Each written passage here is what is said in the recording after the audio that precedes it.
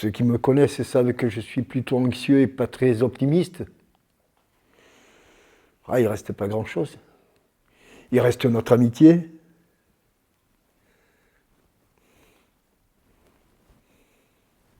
Voilà. Le rideau va tomber.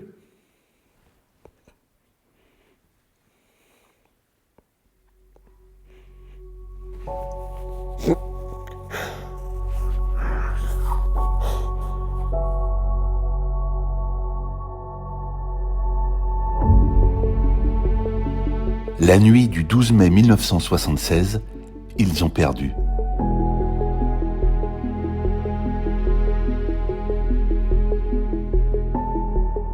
Et sans le savoir, ils venaient d'entrer dans l'histoire. Cher public, vous pouvez être fiers de votre équipe. 50 ans plus tard, on en parle encore.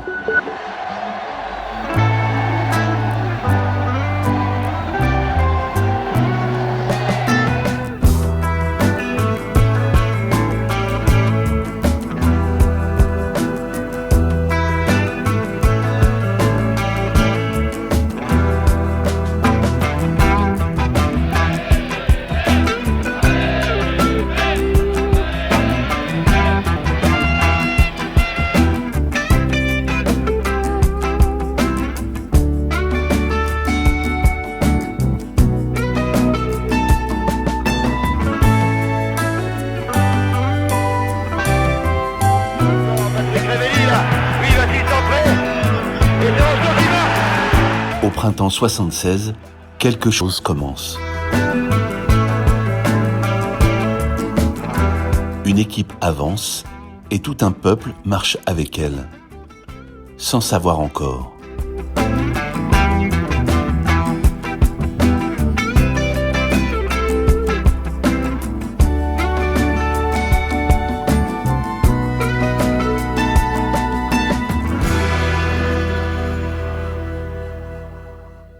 Avant de commencer, j'ai besoin de vous dire quelque chose.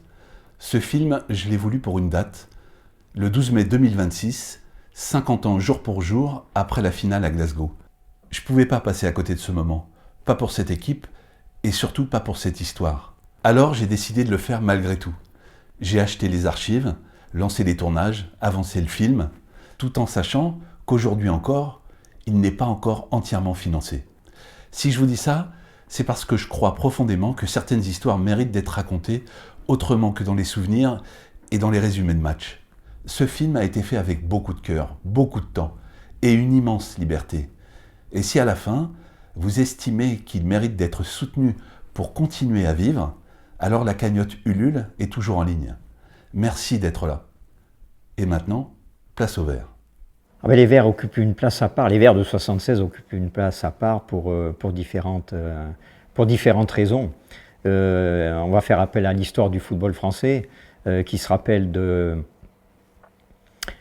1959 et de la dernière finale de Coupe d'Europe des clubs champions du Stade de Reims. Et puis le football français a traversé des moments très difficiles, une véritable traversée du désert qui nous mène au 6 novembre 1974. On va dire que c'est une date fondatrice dans l'histoire du football français, du football stéphanois, mais du football français, et j'ai envie de dire également du sport français. Parce que ce soir-là, une équipe française démontre à l'Europe entière que tout est possible. Je vous rappelle le résultat du match aller, les Yougoslaves s'étaient imposés à Split 4-1, et pourtant Saint-Étienne avait fort bien résisté pendant une mi-temps, pendant 45 minutes. On avait perdu 4-1, on avait joué dans un terrain difficile, on avait compris ce que était l'arbitrage à l'extérieur. C'était affreux, quoi. Et je dis, après le match, on était tous au ras des pâquerettes. Hein. Et ce match, ce but que je marque, à la limite, tout le monde s'est dit au 4-0, 4-1, ça fait rien. Mais si je ne marque pas ce but, on ne se qualifie déjà pas contre Split. Parce que les buts à l'extérieur comptaient double.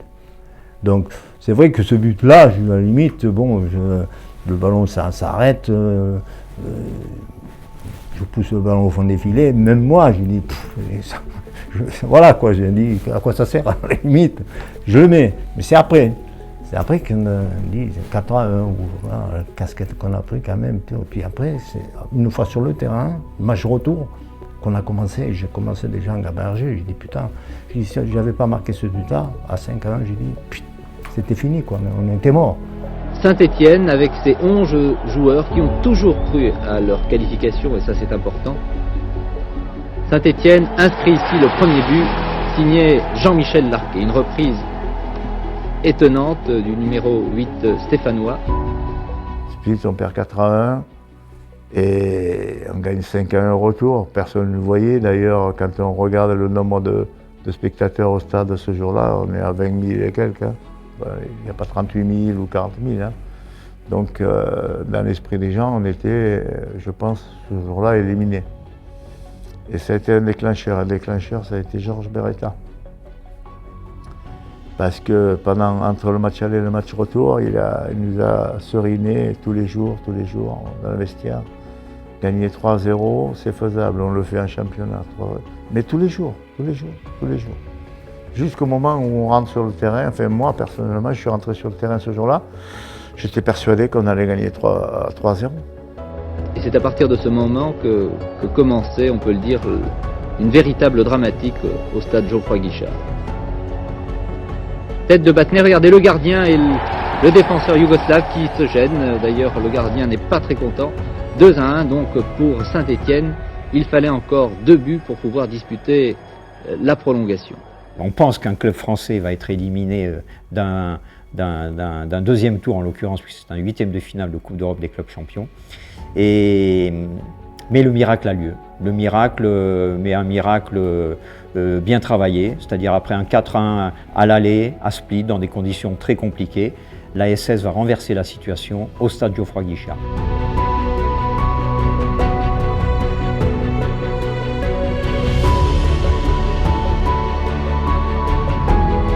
C'est un pénalty qu'accorde l'arbitre écossais et que tire Georges Beretta. 3-1 donc pour Saint-Étienne. La mécanique individuelle, la mécanique collective que tout le monde avait préparée. Et puis, bon, c'est vrai, on dit, tiens, si Dominique Battenet ne marque pas de la tête tout de suite après l'égalisation, il y a aussi le doublé phénoménal d'Yves Triantafilos de l'époque, qui hélas nous a quittés aussi après pour un autre club. Voilà, c'est... Hervé Revelli, vous allez voir, laisse passer le ballon. C'est fort bien joué et instantanément Triantafilos. Encore Triantafilos, le 5e but et surtout la qualification pour les quarts de finale. On s'est dit ça y est, ça a basculé du bon côté.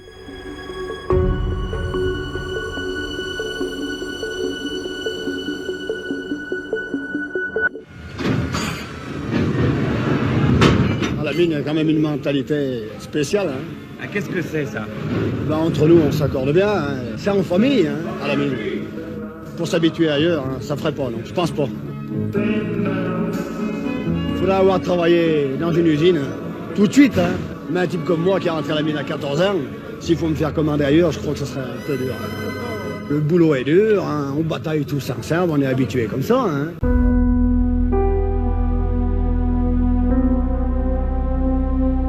Rarement une équipe, par ses qualités, a autant épousé les valeurs et l'histoire de la ville.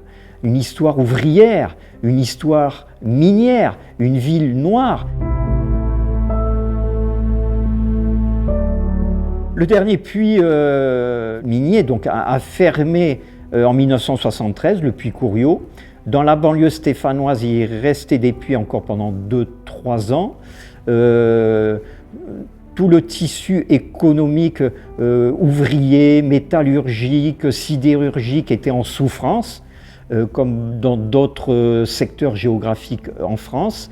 Et c'est vrai que c'était le début d'un certain déclin industriel pour la ville de Saint-Étienne. On est deux, là, des fois plusieurs mineurs reconvertis. On nous a pas foutu à la porte de la mine, mais on nous a poussés pour partir de la mine. En nous disant, on vous monte une usine pilote à la Chazotte, vous verrez, vous y serez bien. Et les houillères, ils ont dit qu'ils ne nous laisseraient pas tomber. Et puis on s'aperçoit que maintenant, on a fait des démarches et on n'a absolument rien du tout d'eux. Absolument rien. On est 85 mineurs, je crois, reconvertis dans cette boîte. Et on se retrouve tous au plancher.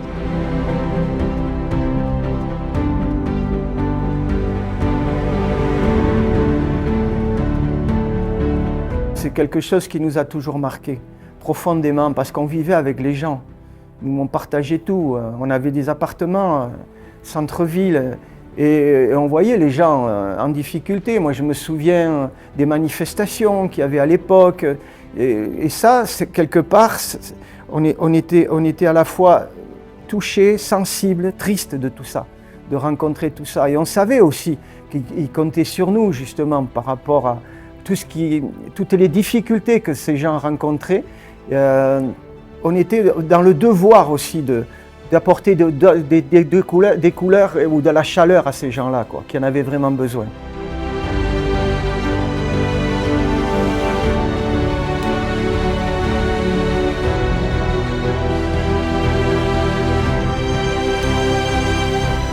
Il y avait 2 grandes cheminées derrière. Suivant comment la fumée passait, il disait bon, ce soir, pas de problème. Si elle soufflait de l'autre côté, ben aujourd'hui, il faudra retrousser les manches parce qu'on va entendre dans les tribunes, si vous n'êtes pas bon, demain, vous descendez à la mine.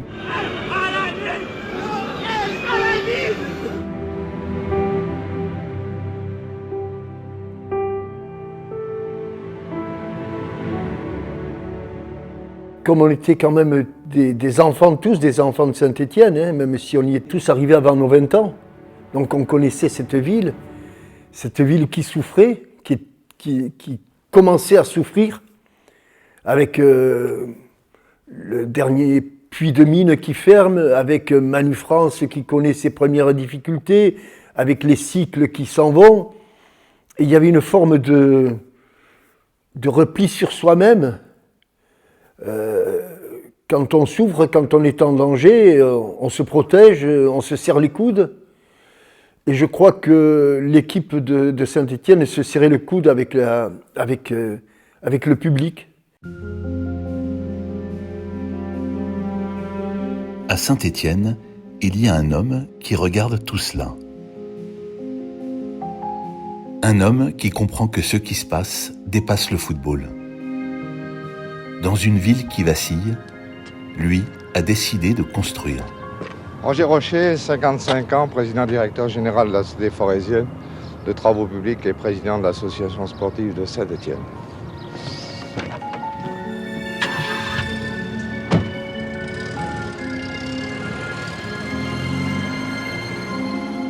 Il faut savoir que Roger Rocher, dès l'âge de... En 1937, il a 17 ans, son père lui dit « Roger, si tu veux diriger les hommes plus tard, descends au fond de la mine. » Et il est descendu au fond de la mine de 1937 à 1946. Et après, il a dirigé 800 personnes dans son entreprise de travaux publics, la Forésienne de travaux publics. Donc, il savait la dureté du travail effectué par tous ces hommes au quotidien. Il les connaissait, il avait travaillé avec eux. Donc, à partir de là, il était crédible et il est devenu rapidement le patron. Le patron.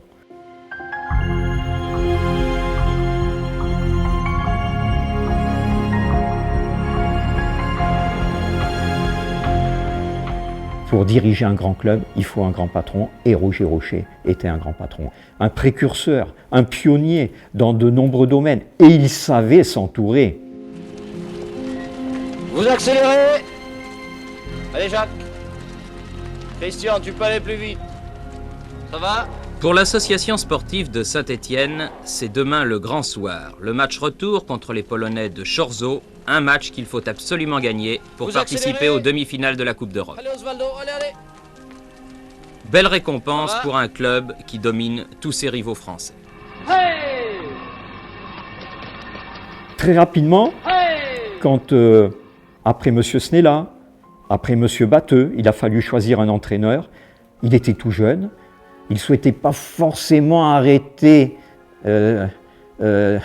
son rôle de joueur, Robert Herbin. C'est bon, Jaco. Et il est devenu donc major des entraîneurs à Paris. Il a obtenu ce diplôme et tout naturellement, Roger Rochet a pensé à lui pour devenir l'entraîneur de l'AS Saint-Étienne.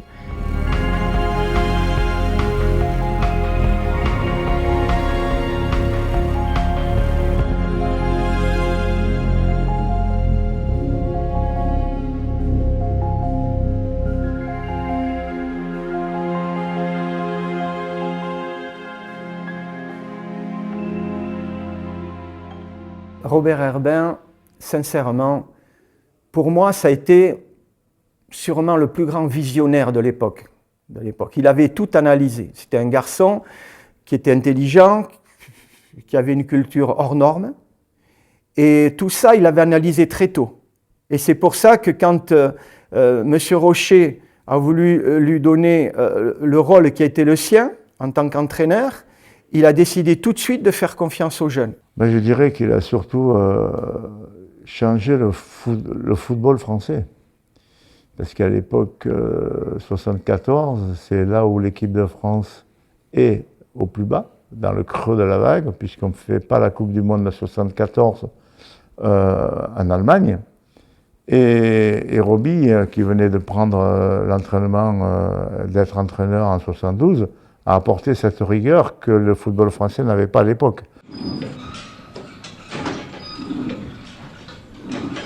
Les joueurs ont baptisé cela la machine des Shadocks. C'est une appellation assez judicieuse pour désigner cet engin bizarre et complet qui sert aux séances de musculation. Une machine qui d'ailleurs ne doit pas être aussi rébarbative qu'elle en a l'air, puisqu'ils y viennent tous, volontairement, entraîneurs compris, le mardi leur jour de repos. Ça nous est utile pour la forme, disent-ils, plus que le repos. Un bel exemple de conscience professionnelle.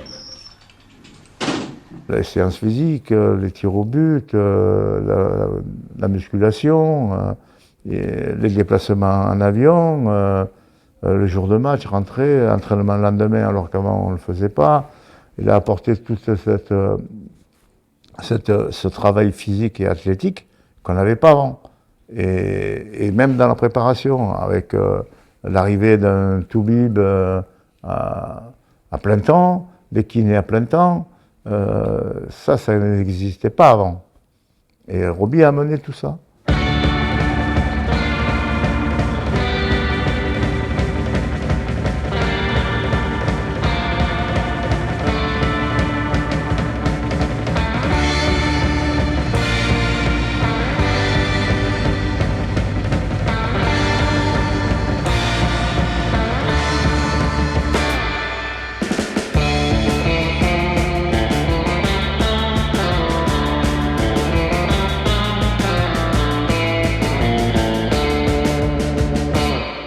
On pourrait raconter pendant des minutes, des heures, la journée, voire la matinée du mardi matin, qui faisait suite à un jour de repos, où à l'issue de cet entraînement, je dirais pas tout le monde, mais la plupart d'entre nous, on rentrait à la maison et on allait se coucher parce qu'on n'avait pas faim, on était cuits. Les cuisses, on croyait que c'était des poteaux électriques tellement elles nous faisaient mal. Mais le problème, c'est qu'à 15h30, il fallait bis repetita revenir sur le terrain. Et Roby nous a, comment dirais-je, imposé ces choses-là.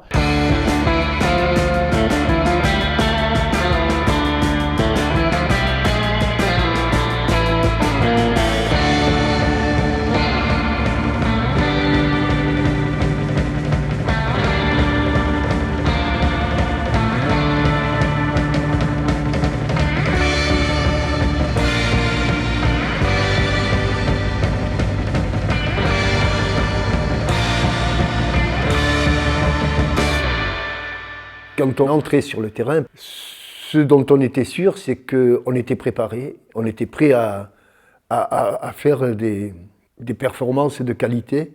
On avait cette sérénité qui nous permettait de se dire, à un moment ou un autre, l'adversaire va craquer. À un moment ou un autre, on va avoir une emprise sur le jeu et on va faire la différence. Et c'est pas dans l'épopée, mais ça fait partie de l'épopée quand en 74-75, on fait 19 matchs de championnat à domicile et qu'on gagne les 19 matchs, on s'en est même pas rendu compte. On était prêts. Or, à l'extérieur, ça nous arrivait parfois d'avoir quelques petites défaillances. Mais à domicile, avec le public, on était pas facile à manœuvrer. À la base de ses succès, Ivan Kurkovic, le brillant gardien yougoslave. Osvaldo Piazza, l'impétueux argentin. Michel Larquet, le stratège. Hervé Revelli, collectif et excellent finisseur. Christian Saramagna, stagiaire formé au club. Et bien entendu, l'entraîneur Robert Herbin, 37 ans, ancien joueur du club et maintes fois international. Il a choisi des joueurs mobiles, pouvant évoluer sur la totalité du terrain et élargir au maximum le front d'attaque. À Saint-Étienne, on ne joue plus seulement pour gagner. On apprend à jouer autrement.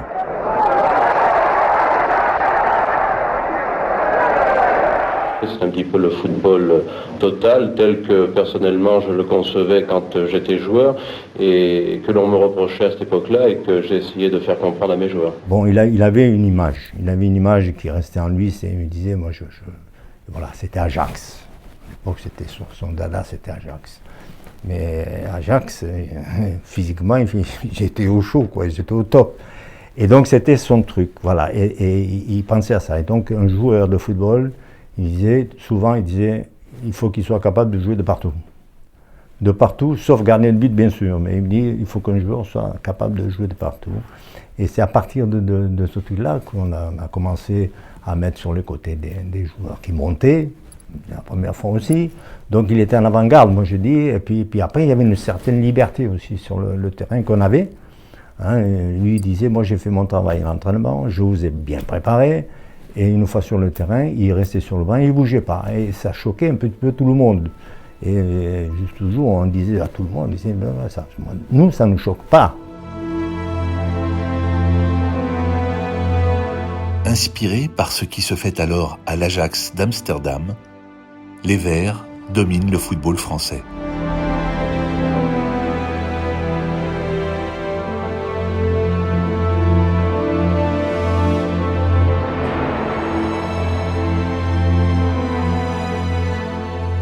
À l'époque, quand moi j'étais Girondin de Bordeaux, la rivalité, elle n'existait pas.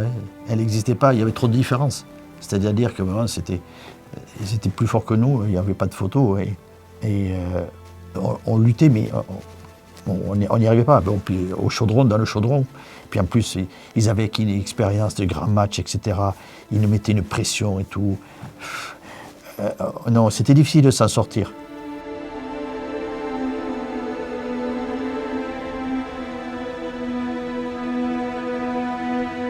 C'était une rivalité saine.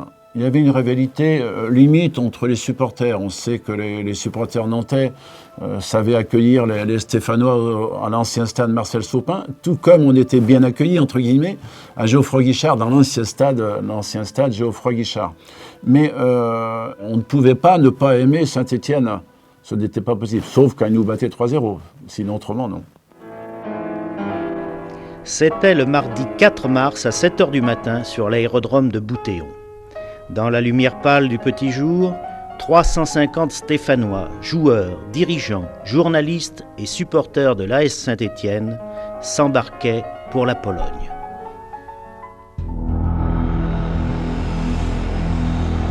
Cette fois, ce n'est plus la France, c'est l'Europe. Les Verts avancent et pour la première fois, ils s'approchent du sommet. Je pense que c'est un stade qui nous convient. Je ne sais pas si l'équipe nous conviendra tout à l'heure, mais le stade nous convient. On va essayer de faire un truc. Chorzot-Saint-Étienne en quart de finale de la Coupe d'Europe, c'était l'instant de vérité. Mais pour en arriver là, que de patience, que de persévérance pour les joueurs et les dirigeants. C'est toute l'histoire de l'AS Saint-Étienne.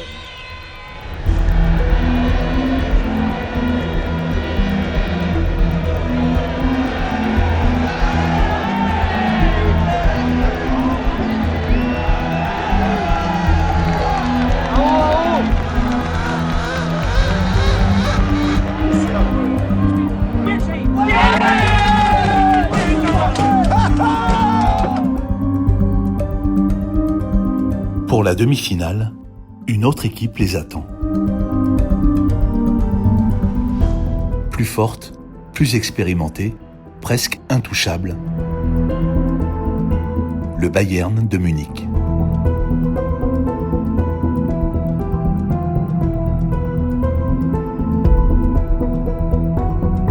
Les Stéphanois sont-ils capables de réaliser un exploit à Munich? C'est la question que se posent tous les sportifs français. Au fond du cœur, on aimerait bien y croire, mais voilà, les Allemands ont fait grosse impression au match aller. Alors, on n'ose pas faire trop de pronostics. Sur leur terrain, les Allemands seront encore plus forts et il faudrait une équipe de Saint-Étienne en état de grâce pour espérer un match nul. Ce que je trouve, c'est que finalement, tous les joueurs ont fait un entraînement cette semaine très satisfaisant et qu'ils sont tous prêts à disputer cette demi-finale. En face, il y a ce qui se fait de mieux. Franz Beckenbauer, le Kaiser, le plus grand défenseur du monde.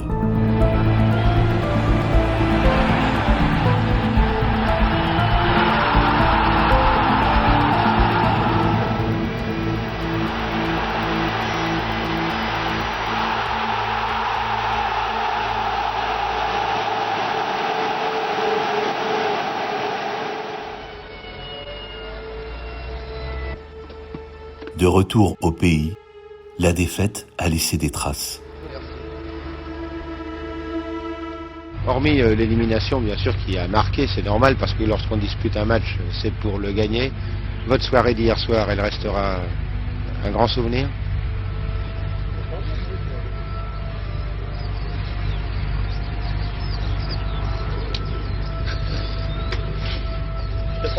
Wow.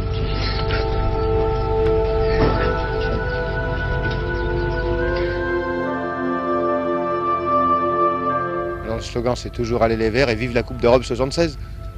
Bien sûr.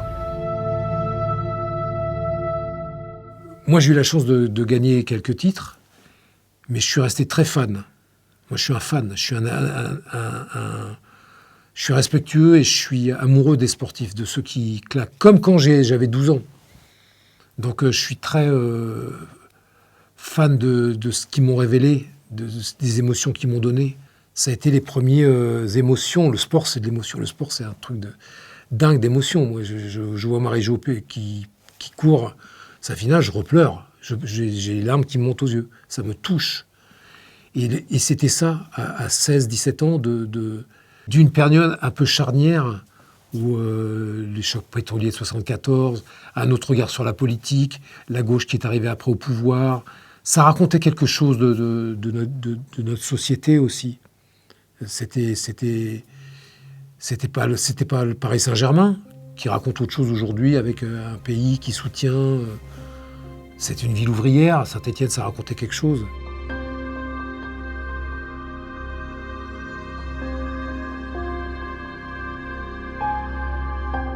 Saint-Étienne est pour moi une espèce de chose étendue avec une majorité de petites gens travailleurs et qui savent ce qu'est le travail.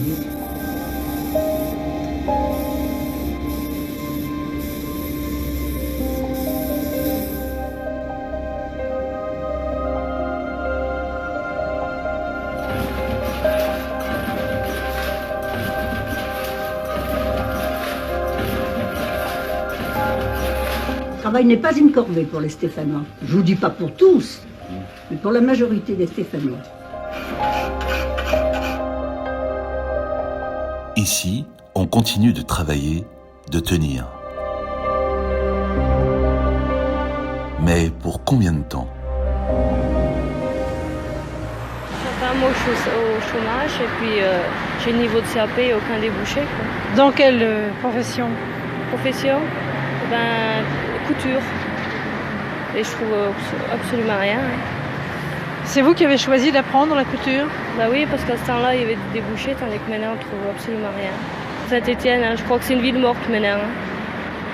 Au niveau de travail, avant, elle était très industrielle qu'une ville, mais maintenant, je crois que c'est fini. Qu'est-ce que vous en pensez? Ce que j'en pense, je sais pas, je crois pas que ça va s'arranger. Il y a plus de chômeurs. Ce qu'on ressentait, c'est que, et on le voyait parce qu'on savait quand même que la ville, les fins de mois étaient difficiles. La vie était difficile, c'était compliqué. Ce qu'on sentait, c'est qu'ils étaient... on était leur bouée de sauvetage, quoi. Ah, on était sur le canot des sauveteurs et on lançait des bouées, ils s'y accrochaient parce que grâce à ça, ils étaient fiers, grâce à ça, leur quotidien n'était pas le même. Et quand on gagnait, on savait pertinemment que leur semaine était plus accomplie que quand on perdait. Voilà, quand on perdait, ils étaient malheureux. Et quand on gagnait, et on gagnait souvent, ils étaient fiers, ils étaient heureux. Et à ce titre-là, on donnait le tempo à la vie du public stéphanois.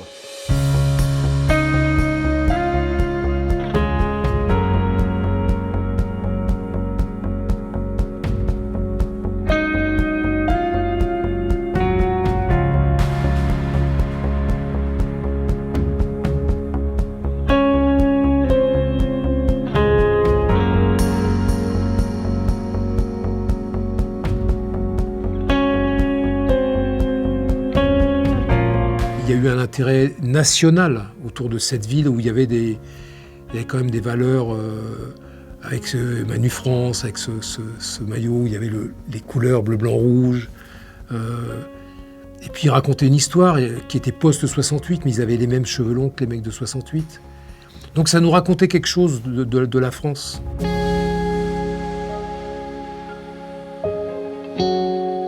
Même les arrières, Battenet, tout ça, c'était solide.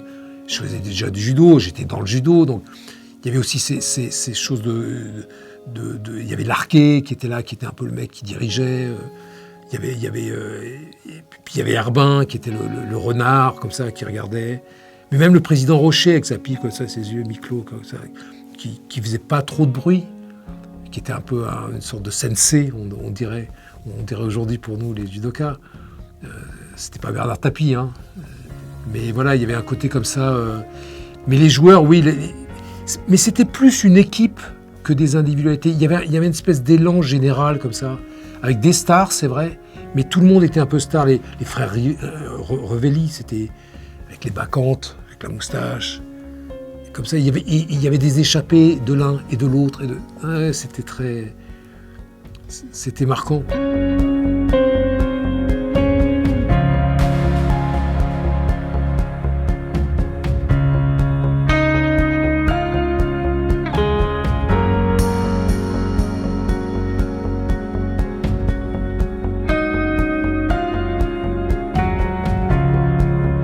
Entre un pied noir un peu exubérant comme Christian Lopez, un ch'ti timide et taiseux comme Christian Sinagel, un basque qui n'était pas bondissant, un béarnais qui était soupolé. Il n'y avait aucune raison pour qu'il y ait des liens, et pourtant, il y avait cette forme de solidarité, peut-être plus que de l'amitié, je ne dirais pas de l'amour, mais de l'amitié, de la confiance réciproque, qui faisait que l'un avait besoin de l'autre. Numéro 8, Larquet Jean-Michel, capitaine. Numéro 4, Yazan Esvaldo. Numéro 6, Battenet Dominique. Numéro 12, Santini. Numéro 11, Revelli Patrick. Numéro 5, Lopez Christian. Nos joueurs ne sont pas stéphanois, mais ils ont été formés au moule de Saint-Étienne. Si vous voulez, on pourrait faire un parallèle de leur qualité de joueurs, du club et de Saint-Étienne. Au premier rang de ces qualités, je mettrais la patience et l'obstination.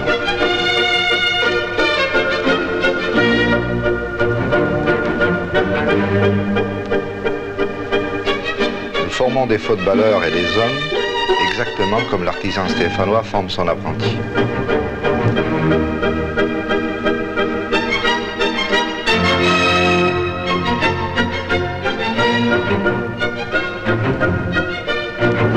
Les qualités de caractère sont aussi importantes que les qualités techniques. Nous choisissons des garçons qui sont armés moralement et qui ont l'enthousiasme et le désir de souffrir pour arriver à faire un métier difficile. Pierre Garonner, pendant 40 ans, jusqu'en 89, donc on va dire de 51 à 89, pendant 38 ans, il a été le globe-trotteur de l'AS Saint-Étienne à travers la France, mais également à travers l'Europe, puisqu'il est allé recruter Osvaldo Piazza en Argentine, Ivan Kurkovic, et puis il avait des réseaux partout.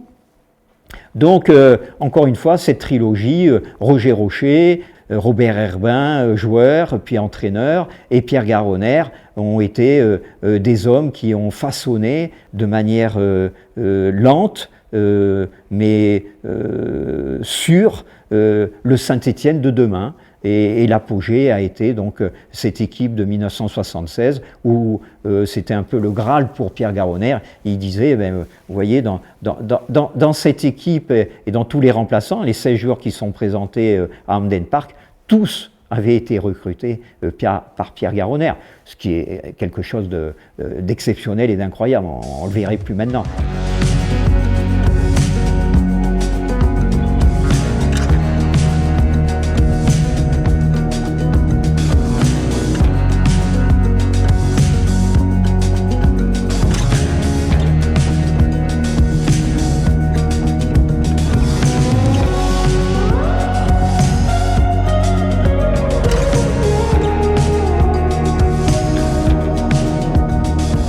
Un club et une équipe, ça se construit. Ça ne se construit pas uniquement avec des vedettes et de l'argent. Ça se construit avec du travail. Et il faut avoir une certaine patience. Il ne faut pas vouloir investir trop vite en hommes. Il faut que ces hommes correspondent à un encadrement et qu'il y ait autour de cet encadrement un certain nombre de jeunes qui correspondent à une politique de formation et qu'on sait incorporer au moment voulu et qu'on sait rendre cohérent l'ensemble. Je pense que c'est là la réussite de Saint-Étienne. Alors cette équipe-là, il y avait, comme on dit souvent, il y avait des jeunes de centre de formation, mais nous les anciens, on connaissait ces jeunes-là. On les savait, centre de formation, ils s'entraînaient pratiquement tous avec nous, donc on les connaissait très bien. Et je pense que l'osmose de cet ensemble a fait que il y avait les cadres, les anciens comme on dit, et il y avait les jeunes. Et les jeunes avaient besoin de cadres et les cadres avaient besoin de jeunes aussi. Parce que de temps en temps, ils allaient un petit peu plus vite et alors on s'accrochait davantage. Et c'est ce qui faisait qu'on avançait tous dans le même sens et tous à la même allure.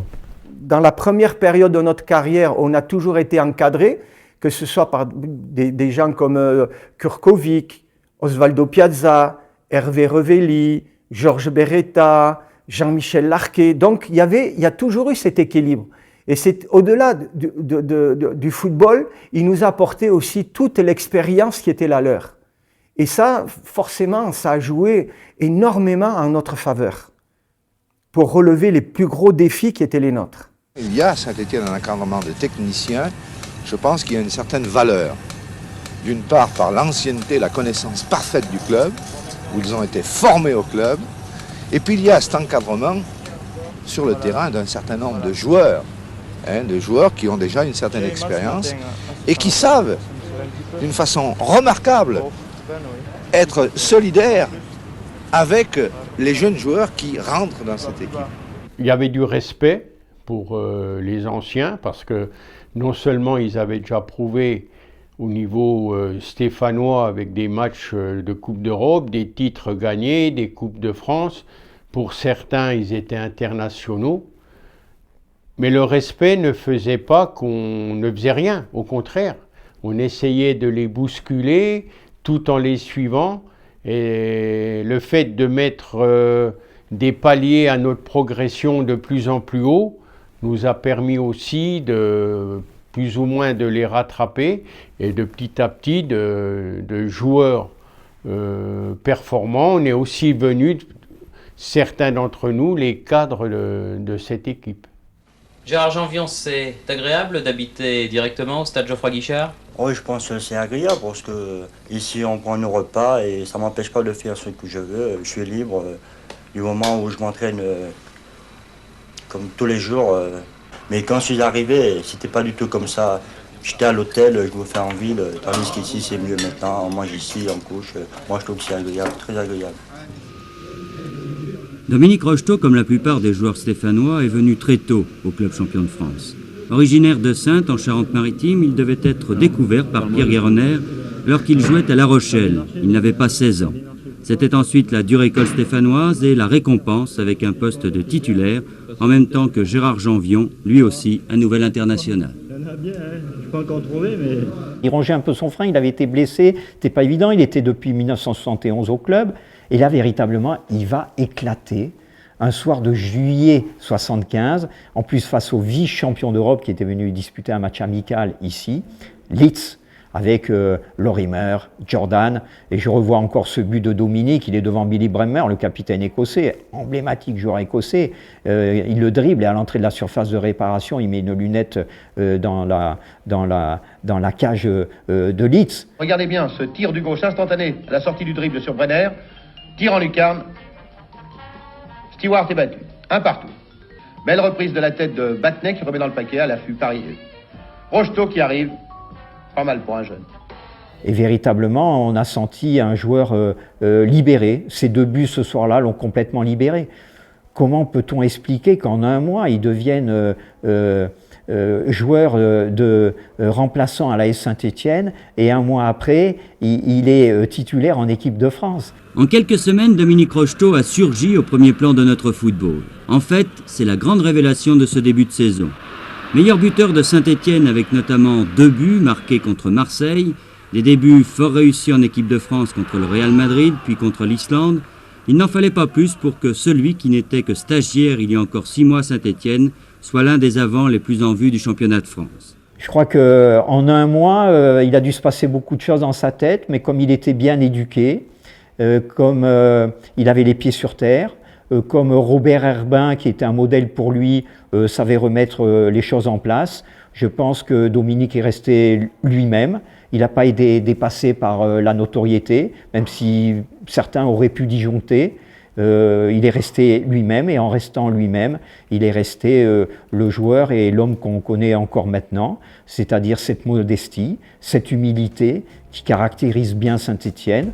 Et à partir de là, Dominique a fait une carrière exceptionnelle.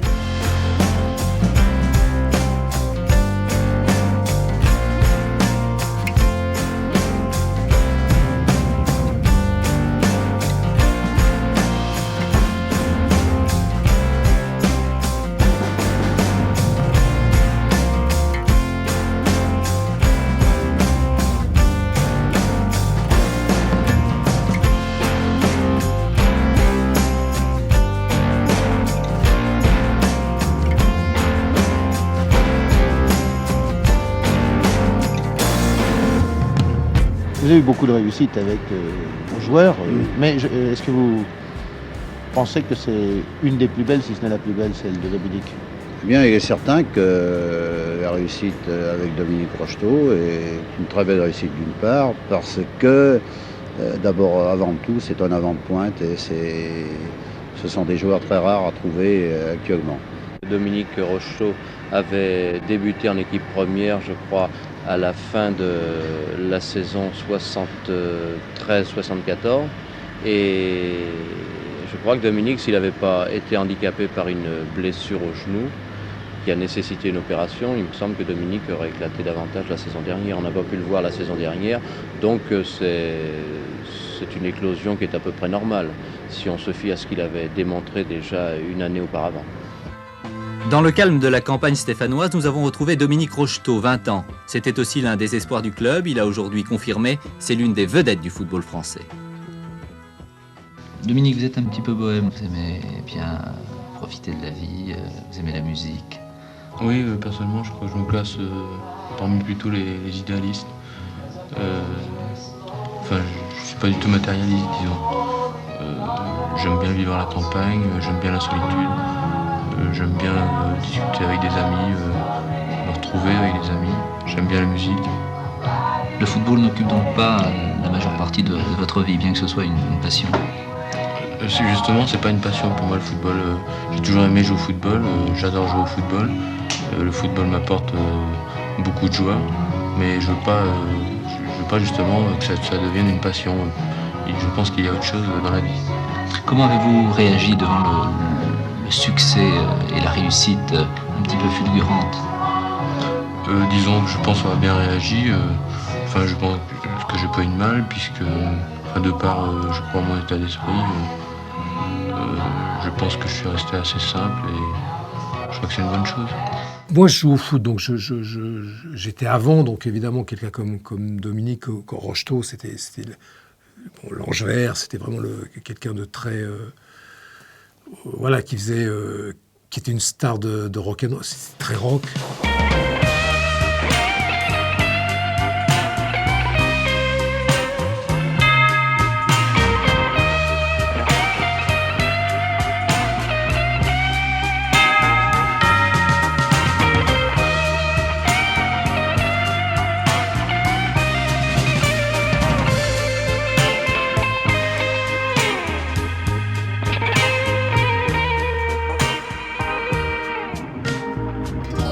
C'était des joueurs charismatiques, ils avaient des gueules.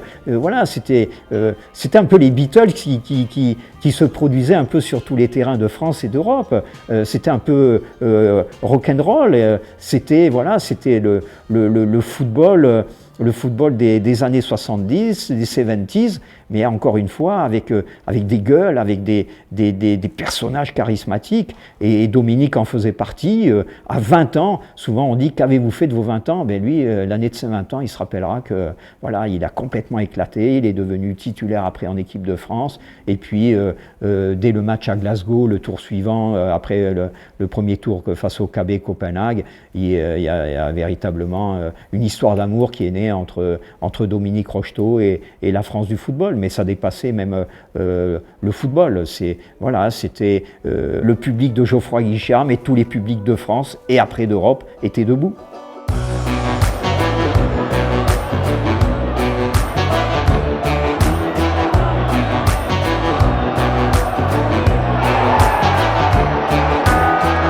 La Coupe d'Europe recommence, et ce soir-là, contre les Écossais des Glasgow Rangers, le public français sent que tout peut aller plus vite et plus fort.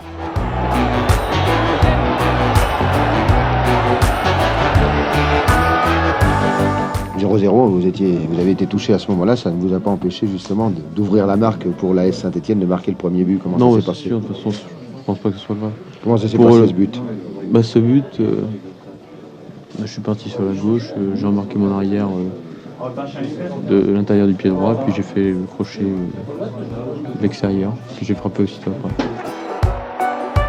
Je le fais assez souvent d'ailleurs, ça réussit ou ça réussit pas. Hier ça a réussi.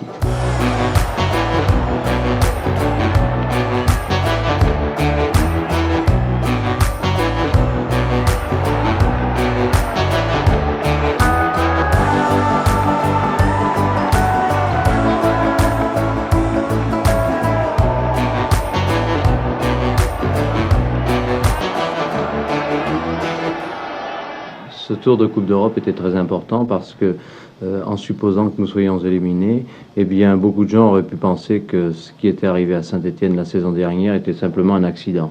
Je crois que le fait d'avoir réussi à nous qualifier contre les Rangers, c'est une bonne chose, et surtout d'avoir obtenu une victoire largement méritée à Glasgow.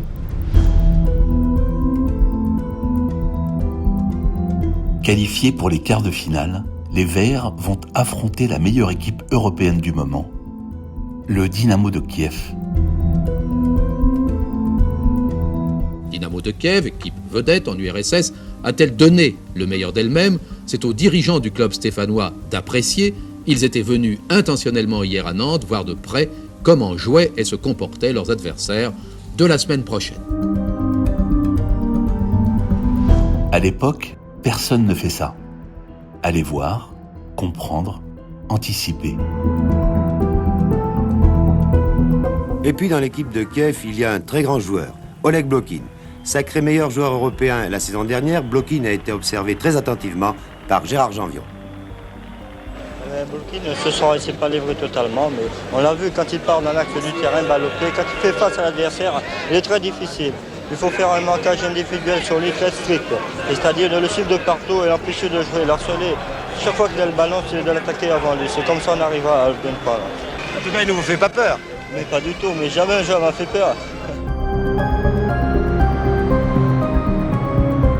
Et déjà, Robert Herbin pense à la future tactique qu'il emploiera pour jouer cette équipe de Kiev. Il faut d'abord assimiler ce qu'on vient de voir pour y penser.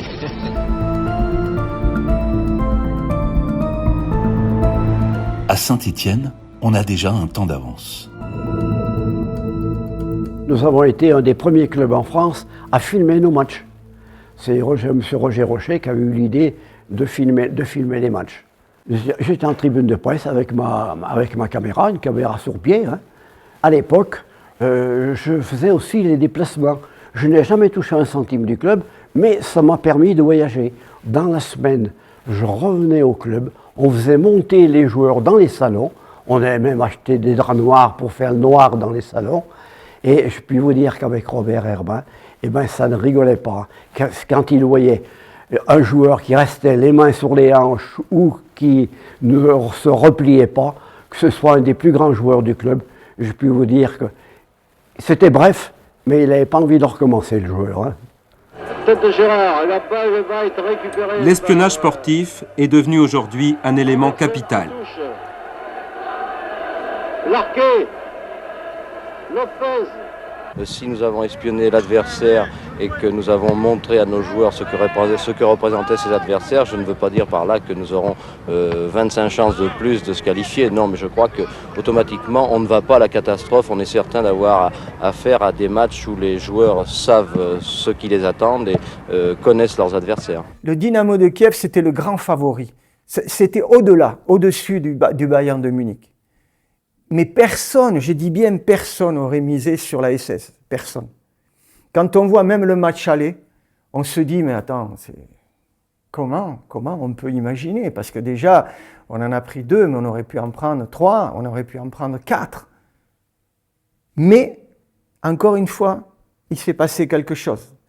Tous les jours à l'entraînement, allons savoir pourquoi. On se disait qu'on était capable de faire quelque chose. On ne se disait pas qu'on allait se qualifier, mais qu'on était capable de rivaliser avec cette équipe-là. Oui, après, il y a des faits de jeu. Il y a ce fameux tacle de Christian Lopez. Oui, mais c'est un signe, quelque chose qu'on a travaillé quelque part. Et Christian l'a dit un jour, il disait « Ne lâche rien, ne lâche rien ». Il me passe, mais dans l'idée, je ne sais pas, mais on peut imaginer que je peux récupérer le ballon. Il récupère le ballon. À la contre-attaque, allez Blokin, Janvion est obligé de l'accrocher et maintenant de le faucher, il passe quand même, c'est très dangereux, c'est peut-être le but. Blokin qui est tout seul, devant Kurkovic, il veut dribbler. Ah, quelle erreur de Blokin, qui avait Onitchenko à sa gauche et qui au lieu de tirer ou de donner la balle, a voulu dribbler Kurkovic. Et bien Stéphane Antichot, il contre-attaque aussitôt. Attention, c'est le but, oui. Eh oui, c'est le but.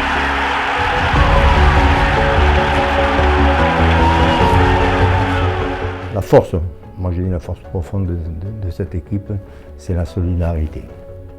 Voilà, sans ça, je pense honnêtement qu'on ne serait arrivé à rien du tout. Voilà, donc on avait tous des qualités énormes, mais on avait tous des faiblesses aussi. Les faiblesses, quand on est tous ensemble, quand on travaille ensemble, je pense qu'on élimine pas mal de faiblesses. Et je pense que c'est ça. Alors c'est sûr qu'on avait les qualités d'un très très bon footballeur, mais on a ajouté en plus cette solidarité qui a fait le reste. Monsieur Galena fait reculer le mur soviétique. C'est sûrement Jean-Michel Larquet qui va frapper cette balle. Et but! Deuxième but de Saint-Étienne! C'est absolument extraordinaire sur ce coup franc de Jean-Michel Larquet. C'est le miracle pratiquement qui s'accomplit à Saint-Étienne, en tout cas pour l'instant. Vous l'avez vu, un tir extraordinaire qui a percé le mur soviétique. Et Rudakov n'a rien vu sur cette affaire.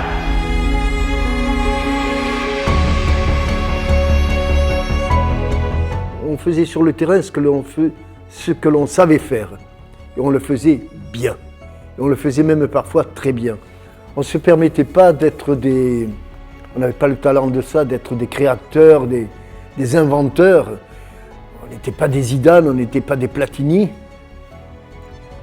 Dans mon équipe, personne n'a inventé un geste technique comme le contrôle de l'extérieur du pied de Zidane sur une balle aérienne. Voilà. Mais ce que l'on faisait, on le faisait bien. C'était propre. Comme Kiev avait gagné en URSS par 2-0, les deux équipes sont à égalité sur l'ensemble des deux matchs. Il reste 8 minutes dans la prolongation. Et après ces 8 minutes, alors que c'est encore Patrick Révelli là, oui, va-t-il centrer? Et c'est Rocheteau qui marque le but de la victoire, sans doute par Rocheteau.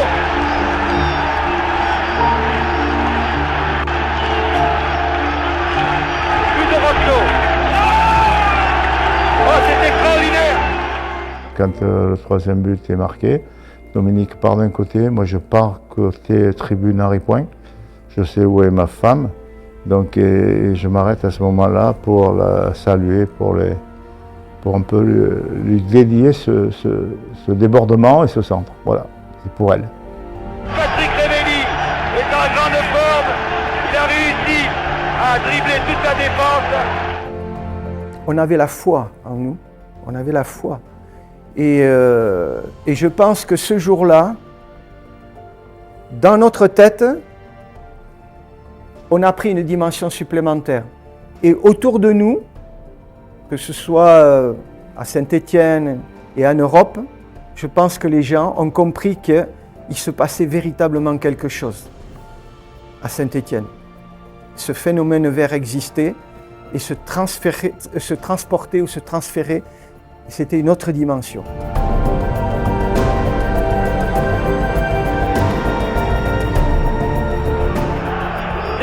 Un grand moment du sport que vous avez vécu ce soir en notre compagnie. Jamais nous ne pensions que cette dramatique connaîtrait un dénouement aussi heureux. Eh bien, ça a été le cas. Rappelons qu'ici, au stade Geoffroy-Guichard, devant 30 000 spectateurs, enthousiastes, est-il besoin de le dire, l'équipe de la Saint-Étienne bat l'équipe de Kiev par 3-0 et se qualifie pour la demi-finale de la Coupe d'Europe.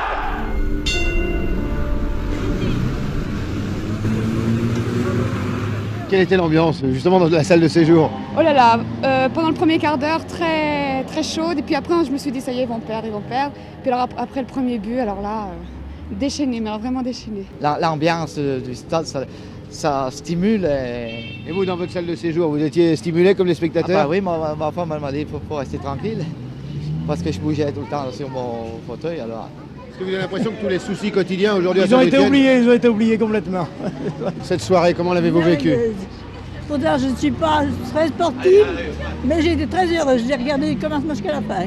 Et vous savez, j'étais comme folle. Au-delà de ces résultats sportifs qui ont fait du bien énorme pour diverses raisons, d'abord au niveau football national ou international, au niveau des gens, c'est aussi ces valeurs que l'on a essayé de transmettre, mais que nous, on ne ressentait pas au début, mais que petit à petit, semaine après semaine, mois après mois, la rigueur, le travail, la solidarité, et aussi, je peux vous dire que, même si entre nous, des fois, ça chambrait dans les petits jeux, celui qui chambrait un peu trop, il y avait les garde-fous, et c'est ce mot humilité, quoi. Et je pense que la France de l'époque s'est reconnue dans ses valeurs de respect et d'humilité aussi. Franchement, un match de Coupe d'Europe avec les Verts, c'était la France entière qui était au soutien, quoi. Oui, c'est vrai. On a été accrochés par quoi? Par leur performance, les résultats qu'ils faisaient, avec des matchs homériques, des renversements de situation, etc. Et ils ont fait vibrer, quoi. Ils ont créé quelque chose. Ils ont créé quelque chose, les Verts. Il n'y avait pas deux équipes. On ne peut pas dire si cette année c'est pas Saint-Étienne, ce sera une autre. Mais non, il n'y avait pas une autre qui était capable de ce que était en train de réaliser. Donc c'était un vrai phénomène de société Et le foot était enfin considéré, parce que longtemps, les hommes politiques, s'ils aimaient le sport, se cachaient quand ils lisaient l'équipe. Ça s'est démocratisé, et donc c'était plus une honte d'aimer le foot et d'aimer les Verts, d'aimer les Stéphanois, comme on a pu aimer aussi ceux qui ont porté le maillot d'équipe de France. Le football et l'association sportive de Saint-Étienne sont devenus des supports de l'activité économique. Dans tous les domaines, les entreprises multiplient leur chiffre d'affaires. Ainsi, à Sury-le-Comtal, 100 000 paires de bretelles avec l'inscription « Allez les Verts » seront vendues dans les jours qui viennent. L'AS Saint-Étienne tire bien sûr profit de ce bouillonnement commercial. Le club prélève entre 10 et 15% sur tout ce qui se fabrique ou se vend. Nous fabriquons 6 000 paires de bretelles par jour et avec l'apport de l'association sportive de Saint-Étienne, nous pensons arriver à environ 10 000 paires jour. Nous avons une très grosse portée internationale, en particulier sur des pays comme le Japon, comme les États-Unis, qui ont commandé d'office des quantités importantes de bretelles. Avant 70 et jusqu'en, on va dire, 74-75, on parlait de ville noire.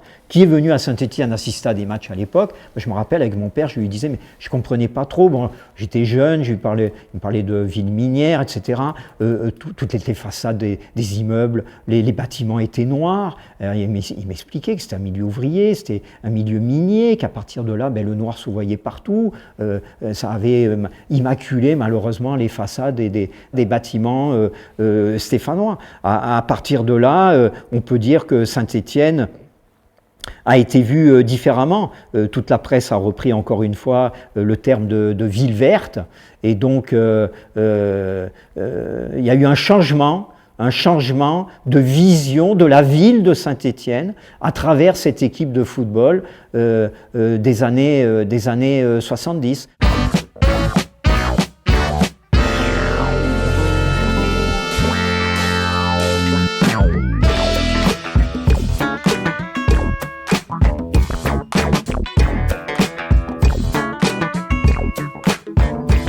Nous voici donc au cœur du problème. Le football, c'est un sport, bien sûr. La Coupe d'Europe, c'est une belle aventure. L'AS Saint-Étienne, c'est une grande équipe qui nous donne bien du plaisir, mais c'est aussi devenu une réalité économique de premier plan. À travers son équipe de football, c'est toute une région qui connaît depuis 2 ans au moins une promotion importante à faire pâlir d'envie tous les publicistes en mal de support. L'AS Saint-Étienne est un produit qui se vend bien, c'est donc un produit qui rapporte beaucoup.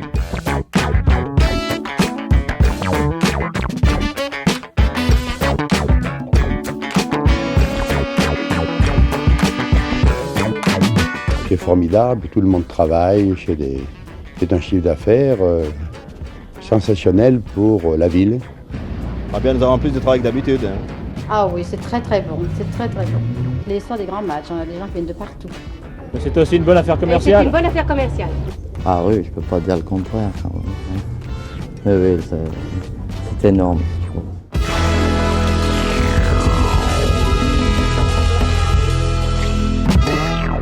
À une époque, M. Charat, qui était au comité de direction, rentre lors d'une réunion et demande « Est-ce que quelqu'un aurait du temps pour répondre au courrier ?» Moi, je lui dis « Écoutez, le lundi après-midi, je peux me rendre disponible. » Ah, mais je ne savais pas ce qui m'attendait. On me met dans un bureau, mais il y avait plus d'1 mètre cube de courrier qui n'avait pas été répondu. Ce n'était pas du courrier important. Et puis, au bout d'un moment, je m'aperçois que les personnes qui m'envoyaient du courrier me demandaient « Est-ce qu'on peut avoir un maillot de joueur ?» Nous sommes allés voir M. Rocher. M. Rocher, il a dit « Non, il est hors question de vendre les maillots des joueurs. » Mais je lui dis « On peut peut-être faire autre chose. » « Oui, faites ce que vous voulez, mais je ne vois pas ce que vous allez faire. » Et on a fait simplement 2 t-shirts, un vert, un blanc, où simplement on a commencé à marquer « Allez les Verts !»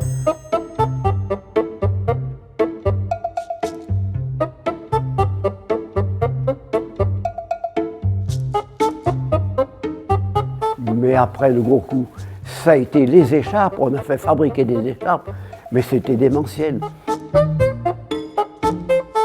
On avait nommé un chef magasinier, tellement on avait des gadgets, on avait nommé un chef magasinier. Nous avions des réunions tous les jeudis soirs. Après la réunion, le chef magasinier me donnait ses gadgets, je montais chez moi, et avec mon épouse et du papier craft, on confectionnait les paquets. Et comme je travaillais à la poste, Le vendredi matin, à 6 h du matin, j'en ai déposé tous ces gadgets à la poste pour être expédiés. Parce qu'à l'époque aussi, dans cette petite maison que nous avions, les jours de match, nous vendions tous ces gadgets. Et je me rappelle même que pour le match contre Kiev, on a été obligé de faire intervenir la police. Il y avait 10 personnes qui sortaient de cette maison associée pour en faire rentrer 10 autres. Ils achetaient.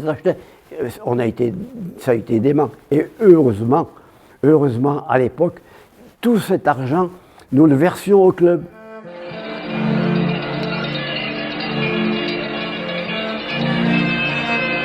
La ville a changé. Elle y croit.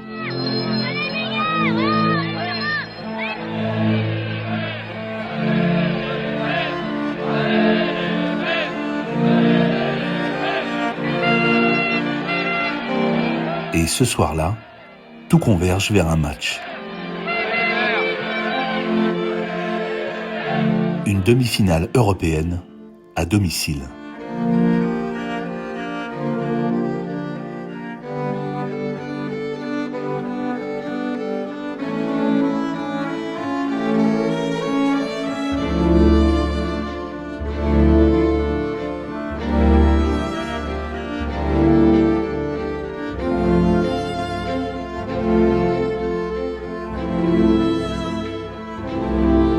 À la tête de cette équipe, un homme, Jean-Michel Larquet.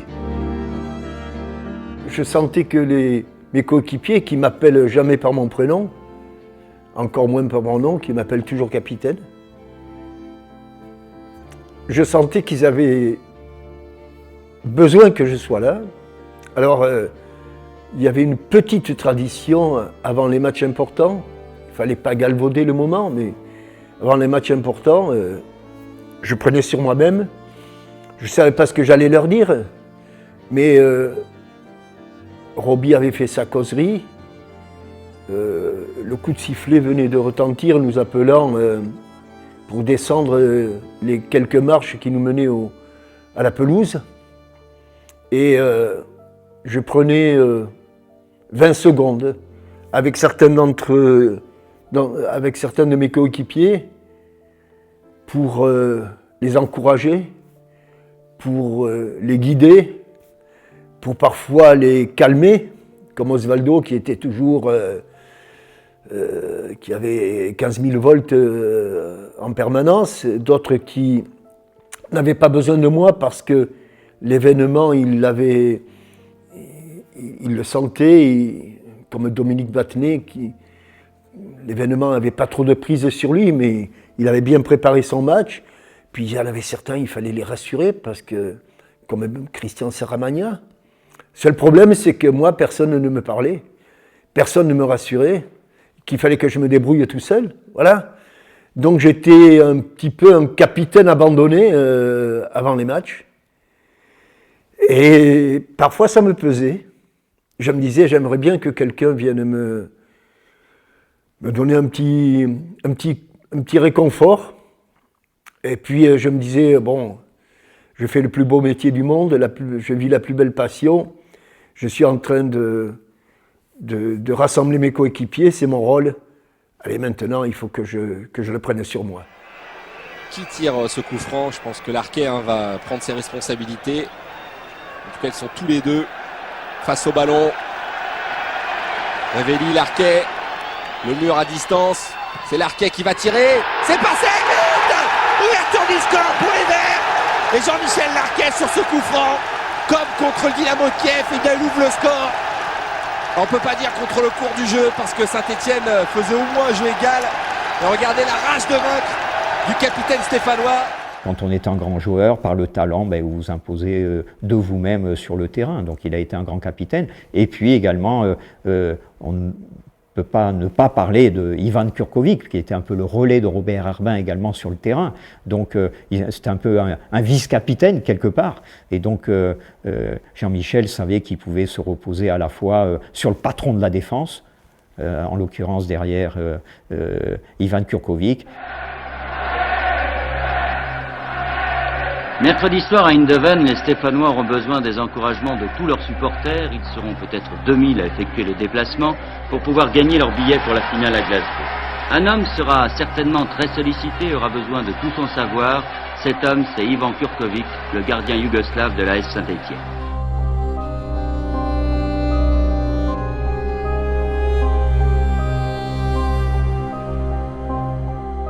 Il m'arrivait aussi d'aller filmer les entraînements quand Ivan Kurkovic est arrivé à Saint-Étienne.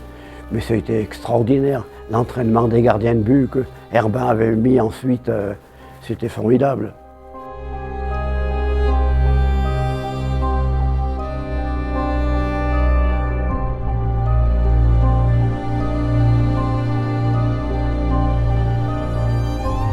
Et Ivan Kurkovic était issu de la grande école des gardiens yougoslaves.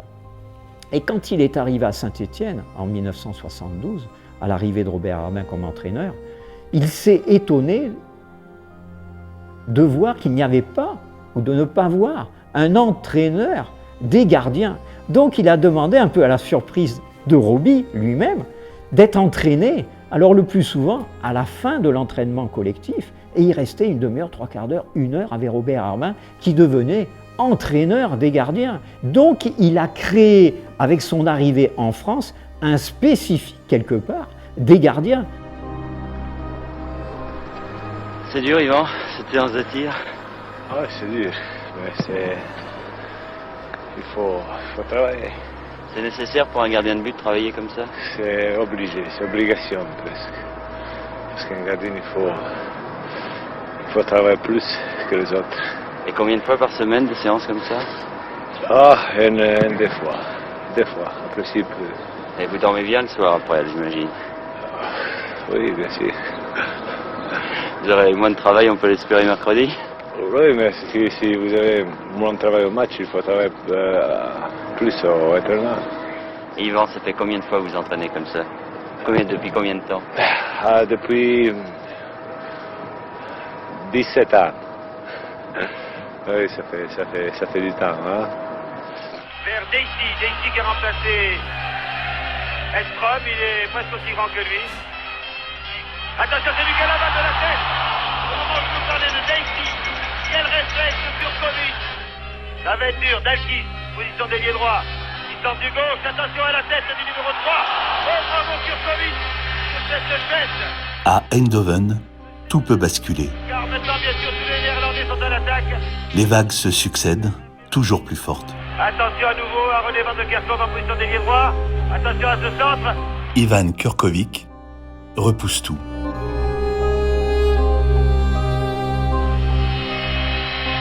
Kurkovic le point, race de dégagement, attention, la reprise. Et Kurkovic est revenu après avoir raté son dégagement au point. Kurkovic a accompli un véritable exploit en revenant se servir de cette balle. Alors que Dalkis avait le bout, regardez.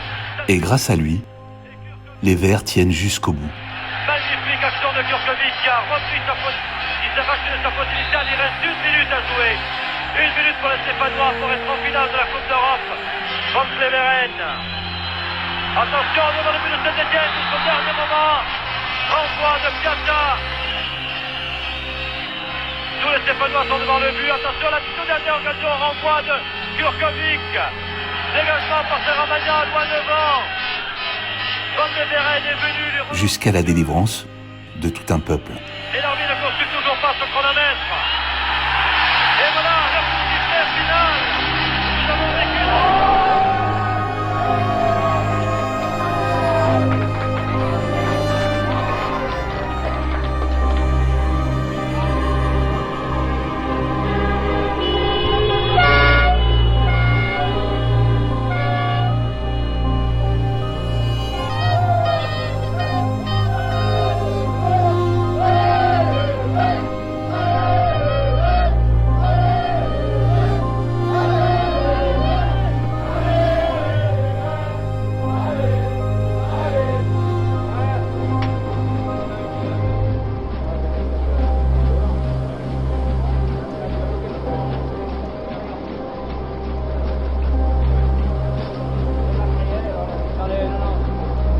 Il y avait un truc d'auto-surprise comme moi je peux le lire dans ma carrière, en disant c'est possible, on y arrive, on se surprend nous-mêmes en battant et en découvrant que c'est possible. Et il nous faisait découvrir ça aussi, parce qu'avant il n'y avait rien. Et on voyait cette équipe qui cheminait de tour en tour et qui se révélait à elle-même et qui se nourrissait de chaque victoire pour aller encore plus loin, jusqu'à penser pouvoir défier le Bayern.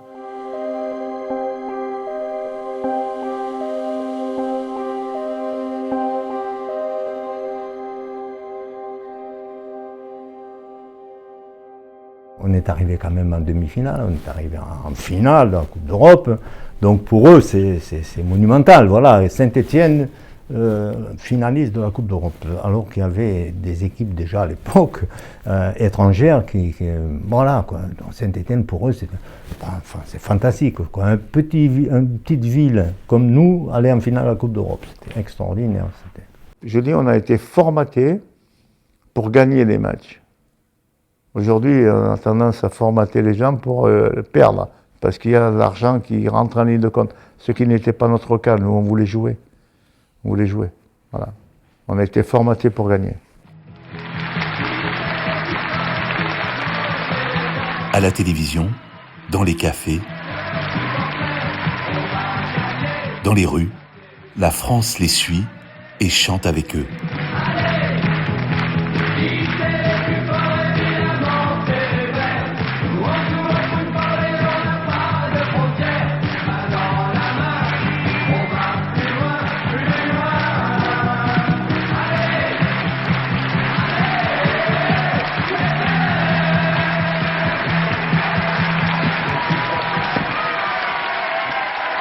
Eh bien, espérons que ce kangourou d'or, qui est un peu un animal fétiche, sera remplacé dans 3 jours par la Coupe d'Europe des Nations.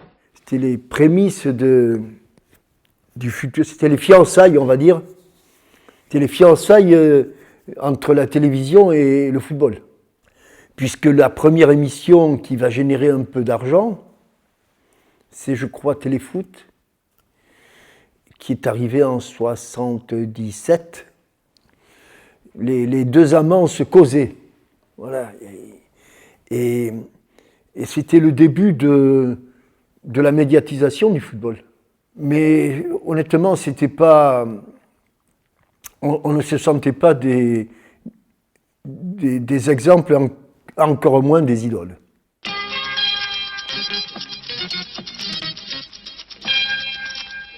Ne vous inquiétez pas, si vous nous voyez tout en vert, c'est pour marquer aujourd'hui de cette couleur particulière ce jour, ce mercredi 12 mai 1976. Et sans vouloir faire cocorico, mais permettez-nous quelques clins d'œil d'humour, même si vous n'êtes pas passionné par le football, sans vouloir faire cocorico, nous savons que ce serait quand même pas mal si Saint-Étienne gagnait ce soir face au Bayern de Munich à Glasgow pour cette finale de la Coupe d'Europe de football.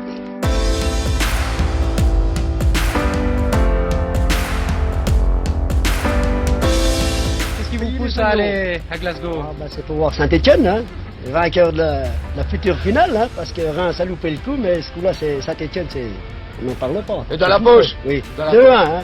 Le score, c'est 2-1.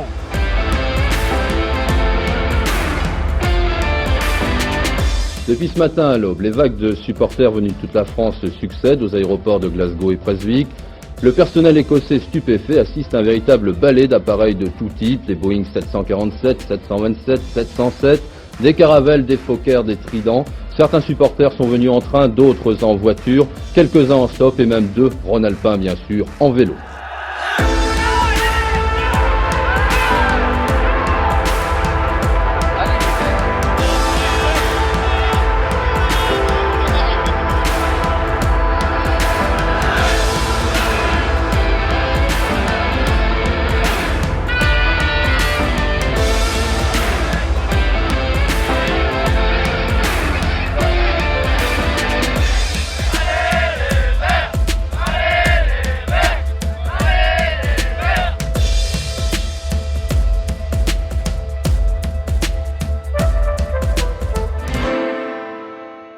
Alors là, le stade avec quelques 40 000 Français sur 80 000 au total, je crois, dont certainement une bonne vingtaine de milliers de Stéphanois. Oui. Et effectivement, c'était un petit peu la surprise. On était venu de Paris, de Nice, de Pau, de Bayonne pour encourager les Verts. Et j'oublie les villes, qu'on me le pardonne. C'était vraiment la communion de toute une nation pour son équipe. Personne n'avait fait dans notre équipe une finale de Coupe d'Europe. Donc, ce que les gens s'imaginent, nous on le vivait. Là, on peut dire que nous on l'a vécu, quoi. On ouvre toutes les vannes et comme on disait, disaient les Stéphanois, fouilla, il n'y a plus qu'à y aller, quoi. Voilà, quoi. Donc. Battenet qui monte et qui tire de très loin. Oh là là, sur le poteau, le tir terrible de Battenet. Meyer était battu. La balle revient, Hervé Révelli reprend de la tête, et là, dans les bras de Mayer. Eh bien là, on peut dire que Saint-Étienne mériterait de mener par 1-0. D'abord, je suis surpris un petit peu. Même si, dans ma tête, quand je vois Battenet frapper, je dis, on ne sait jamais, je vais suivre, comme je fais d'habitude d'ailleurs. Hein. Et je passe entre les deux défenseurs, et en effet, quand elle traverse, tape la barre transversale, elle revient, mais ça va très vite, hein, parce que là, on en parle. Je l'ai même revu à la télé. On a l'impression que c'est au ralenti, quoi. On dit, on a tout le temps, tout ça. Non, on n'a pas le temps, ça va très vite aussi.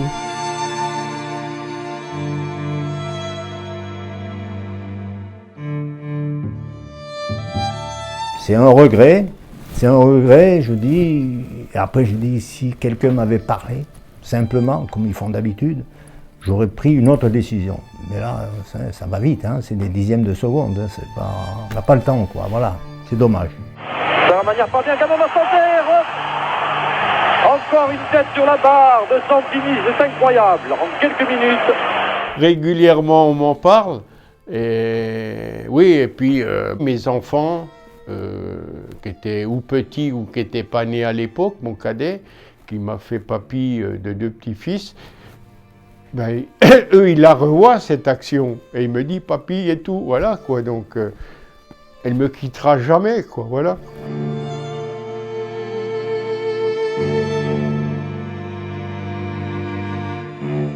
C'est le but. Et oui, le passe de Beckenbauer. Et c'est le but, malheureusement. Après 13 minutes de jeu en seconde mi-temps, nous revoyons donc la passe de Beckenbauer, le tir de Roth. Et Kurkovic, masqué et battu.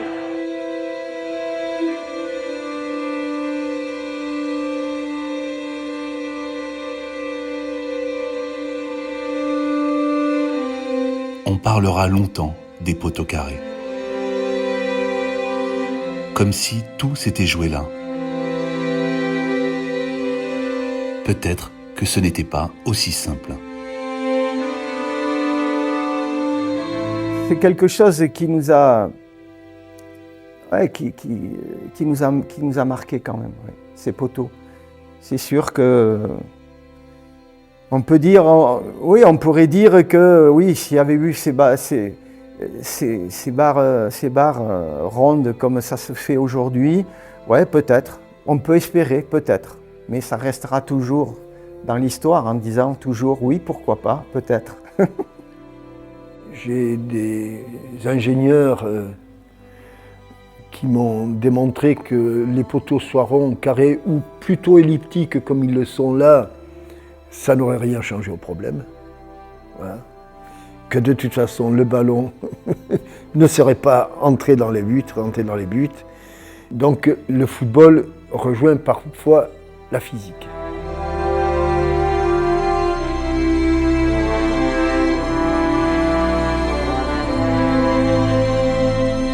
Certains objets finissent dans des musées. D'autres deviennent des souvenirs.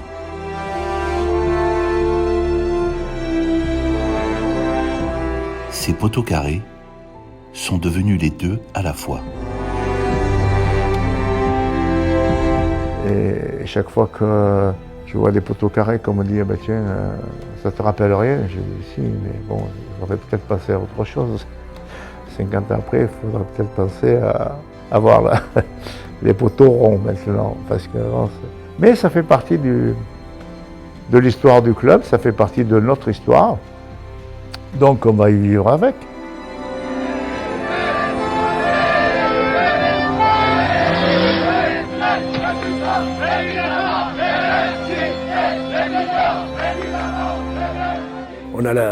on est cabossé de partout hein, quand même. Hein. La nuit a été courte. Pas trouvé le sommeil parce que la déception est là. Et puis on a refait le monde, on a refait le match.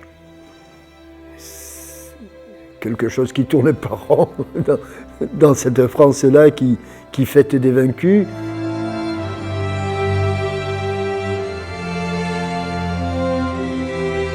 Moi, je pensais que le lendemain, on allait rentrer directement à ce qui était prévu ici à Saint-Étienne.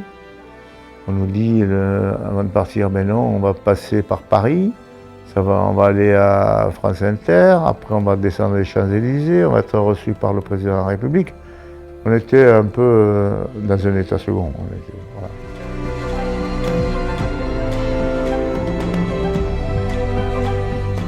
Ça dépasse le foot, ça dépasse la vie perso, ça...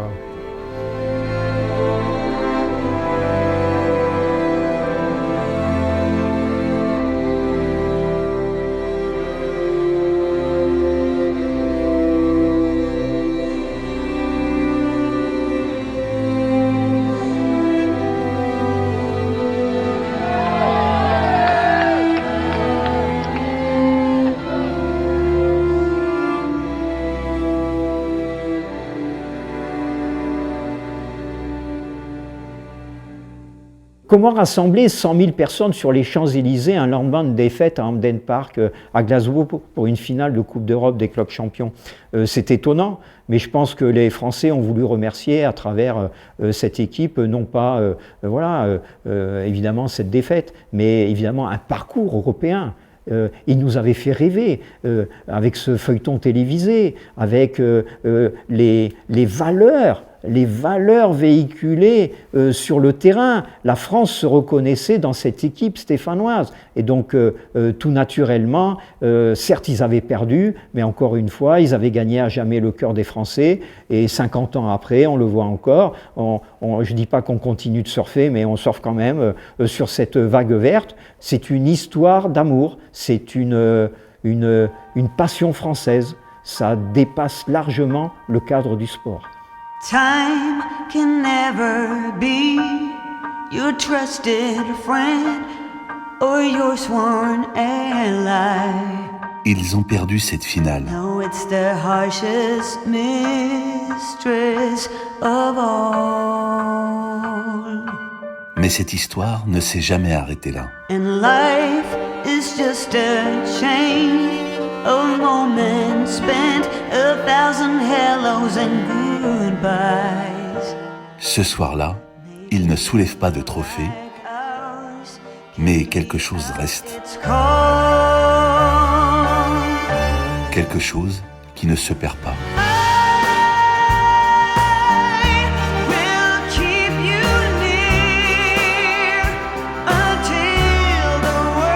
Je ne sais pas ce qui reste, mais de cette équipe, il reste quand même un certain respect. Le respect des gens, et les gens respectent cette équipe, je crois que c'est quand même très important.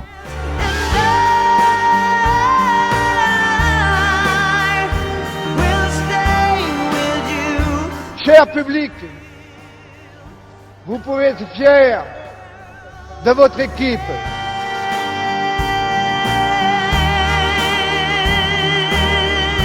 Légende. C'est une équipe de légende.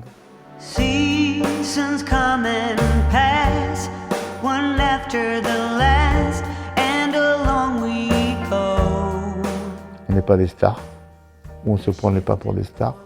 On était des gens comme tout le monde.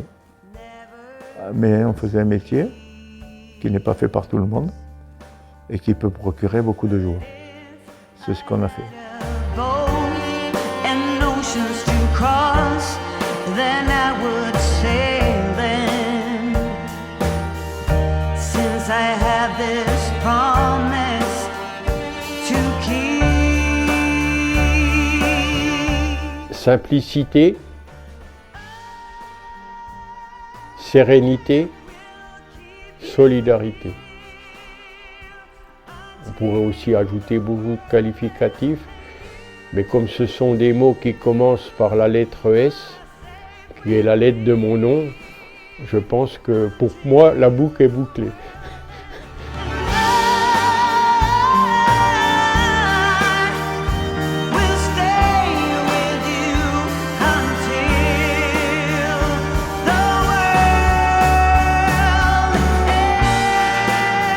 je pense quand même que ce qui reste au fond du cœur, c'est cette défaite un peu imméritée contre le Bayern Munich hier au soir.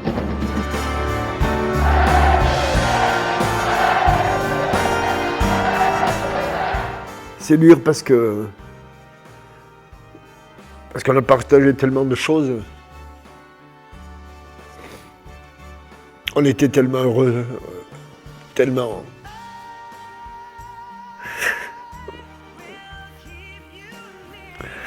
Désolé.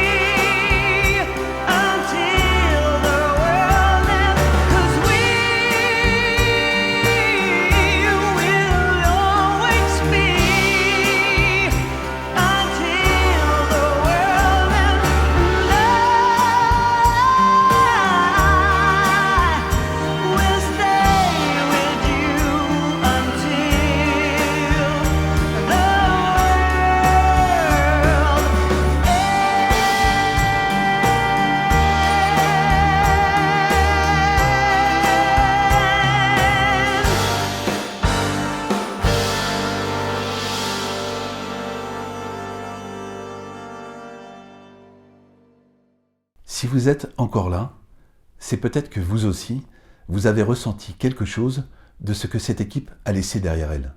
Ce film, je l'ai fait comme on transmet une mémoire avant qu'elle ne s'efface, sans sécurité, sans diffuseur, avec simplement la conviction que cette histoire devait être racontée 50 ans après. Il manque encore une partie du financement du film. Alors si vous voulez m'aider à terminer cette aventure, à payer ces archives si précieuses et à permettre à ce cinéma documentaire indépendant de continuer à exister, alors vous pouvez participer à la cagnotte Ulule. Vous avez le lien dans la description, ou sinon, vous partagez le documentaire. Et dans tous les cas, merci. Merci pour votre présence, votre confiance. Cette histoire ne nous appartient plus vraiment. Elle appartient à tous ceux qui continuent de la faire vivre.